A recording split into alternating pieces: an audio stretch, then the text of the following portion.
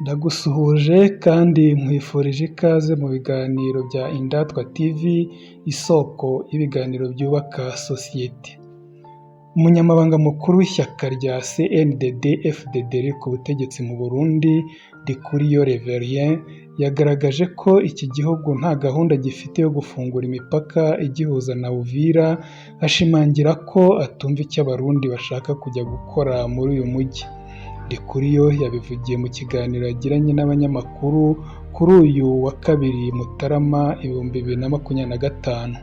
Ni nyuma y'uko ku wa 9 Ukuboza 2025 Leta y'u Burundi yafunze umupaka wa Kavimvira na Vugizo ihuza iki gihugu na Repubulika Iharanira Demokarasi ya Kongo. Icyo gihe ihuriro AFC M23 ryari rimaze gufata umujyi wa Uvira mu ntara ya Kivu y'Amajyepfo, uhana imbibi n'u Burundi, ari nawo iyo mipaka yombi ikoraho. Ku ruhande rwa Uvira, umupaka uhuza uwo mujyi n'u Burundi ni Kavimvira, mu gihe u Burundi bwo buwita Gatumba. Ndikuriyo yashatse guhuza impamvu z'imibanire y'u Rwanda n'iy'u Burundi yatumye mu 2022 imipaka yabwo bayifunga n'ifungwa ry'uwa Gatumba. Ati ni ibintu bisanzwe kuba umupaka ufunzwe uzafungurirwa rimwe n'iduhuza n'u Rwanda. Ntimukomeze kuvuga ngo ejo nzajya muri Uvira gukora y'iki, mufate indege bazashyireho ikibuga cyazo muri Uvira, mujye muva i Bujumbura muce hejuru y'ikiyaga cya Tanganyika. Igihugu kirindwa mu buryo bwose bushoboka, ntimukajye mufata ibintu mu buryo bworoshye. Ibi bije bikurikira imvugo ya Perezida Ndayishimiye yibasira u Rwanda yakoresheje mu ijambo rye risoza umwaka w'2025, aho yarushinje kudashishikazwa n'iby'amahoro yo mu karere, anongeraho ko rwaba rufite inzika ku Burundi.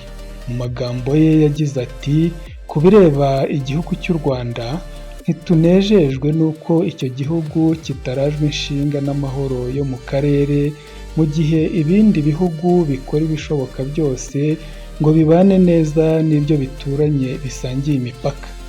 Perezida Ndayishimiye yongeye kwenyegeza imvugo z'uko u Rwanda rwateye Repubulika Iharanira Demokarasi ya Kongo, avuga ko ibibera muri icyo gihugu u Burundi bubikurikiranira hafi, kuko ngo buzi ko hari umugambi wo kubutera u Rwanda rufite.